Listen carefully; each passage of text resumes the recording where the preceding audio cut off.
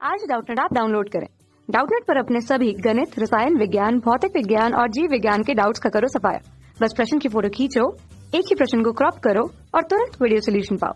अभी डाउनलोड करें। हेलो, प्रश्न है यहाँ पर, निम्न में से कौन से जीव और उसके गुणन की विधि बेमेल है ना। हमको चुनना है बेमेल कौन सा इसमें है, कौन सही सा नहीं मिला हुआ है। एक तरफ जीव है, दूसरे तरफ गुणन की विधि है। यानी गुणन का मतलब हो गया प्रजनन, है ना।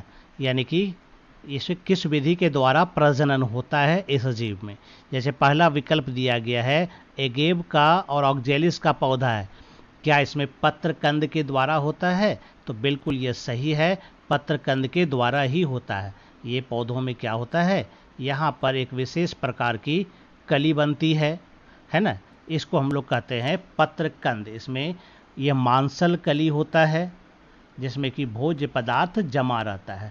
इसी को हम लोग कहते हैं पत्र कंद कहते हैं। यह जब यहाँ से अलग होकर के ज़मीन पर गिरता है ना, जब यह भूमि पर गिरता है तो भूमि पर गिरने के बाद, है ना, यह अंकुरित होता है और अंकुरित होकर के नया पौधा बनाता है ना। तो इसका मतलब पहला वाला जो कथन है ये बिल्कुल सही है, सही से मिला हुआ है।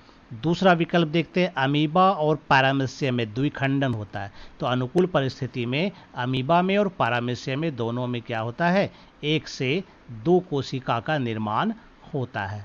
इसी को हम लोग कहते हैं द्विखंडन। तो यह भी सही मिला हुआ है। तीसरा कहता है हमारे पास कि ये क्लेमाइडोमोनास है और यूलोथ्रिक्स है और इसमें स्पोरेंजियो स्पोर्स होता है। तो ये गलत हो जाता है। ये जो स्पोरेंजियो स्पोर होता है, स्पोरेंजियो स्पोर, यह स्पोर अचल बीजाणु होते हैं, है ना। ये क्या होते हैं, ये एक प्रकार से अचल बीजाणु होते हैं। यह मुख्य रूप से जो होता है कुछ कवक में यह तैयार होता है और उसमें अलैंगिक जनन इसके द्वारा होता है। लेकिन क्लेमाइडोमोनास और यूलोथ्रिक्स में जो होता है वह जू स्पोर के द्वारा होता है ना। जू स्पोर के द्वारा होता है, यानी इसमें फ्लैजिला होता है, यानी जिसको हम लोग चल बीजाणु कहते हैं। तो इस अनुसार से यहाँ पर यह मैचिंग जो है यह बिल्कुल गलत दिया गया है ना। ये तीसरा नंबर जो विकल्प दिया गया है यह सही मैच नहीं करता है। अगला विकल्प देखते हैं चौथा नंबर में, एडियंटम कॉडेटम। तो ये कहता है पर्ण शीर्ष पर उपस्थित अपस्थानिक कलिकाएं। बिल्कुल ये सही होता है कि पर्ण शीर्ष पर कुछ अपस्थानिक कलिकाएं होती है, इसी कलिका के द्वारा नए पौधों का जन्म होता है। तो यह भी क्या है, सही कथन है। तो यहाँ पर एकमात्र तीसरा विकल्प है जो कि बेमेल है ना, ये सही नहीं है। उम्मीद करता हूँ आपको ये उत्तर समझ में आ गया होगा। धन्यवाद।